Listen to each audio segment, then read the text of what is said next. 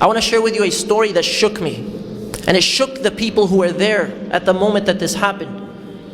Approximately 7 years ago in Ireland, the university students there, the boys actually specifically, the men, they had a hiking survivalist type of camp or retreat in which they were trying to live off of the basic resources of nature. This was a really rough camp and they never did this again. As they were hiking in the mountains, one of the brothers, I think 20 or 21 years old, he slipped, and when he fell, something punctured his body and he started bleeding out. Now he's bleeding out, they're in the middle of nowhere, and they don't know what to do. None of them are practiced physicians, none of them are certified to do anything. All they did was, as he's on the ground, they started putting pressure on the wound. And the one who's saying this to me, and he's almost crying as he's relaying this story, he said, we told him everything will be okay, don't worry. He's bleeding out. You have no cell phone reception. You have nothing, nobody to help you. And as he's bleeding out and they're telling him, they're surrounding him, telling him everything will be okay, the one who's saying this to me said, I started worrying, what if this guy died right now? What if he actually dies? So he said, just in case, I told him to say La ilaha illallah.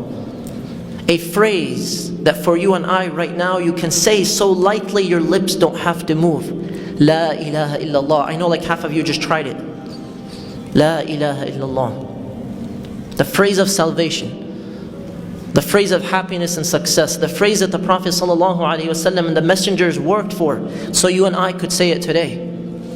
La ilaha illallah. They told him, say La ilaha illallah. He did not respond.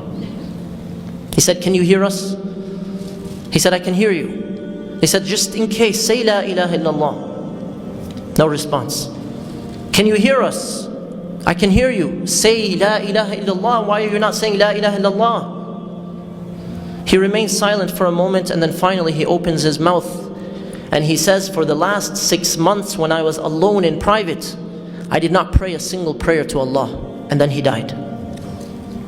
May Allah have mercy on him and use him as a lesson for everyone else. All his friends, his clique, his buddies, they started crying. Some of them said later on they struggled with these similar struggles. They struggled with other struggles. That moment was vivid. Why? Because you will die upon what you lived upon. And you'll be resurrected upon what you died upon, as the Prophet ﷺ informed us.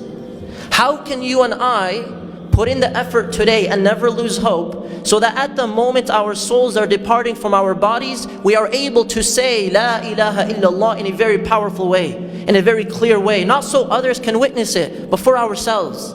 Because La ilaha illallah at the moment of death is something that you have to pay for. It's not free. Otherwise everyone would do it. It's something you have to live by. And it's something that causes us and requires us to exemplify La ilaha illallah throughout our lives by never giving up on returning to Allah, by never losing hope in the mercy of Allah.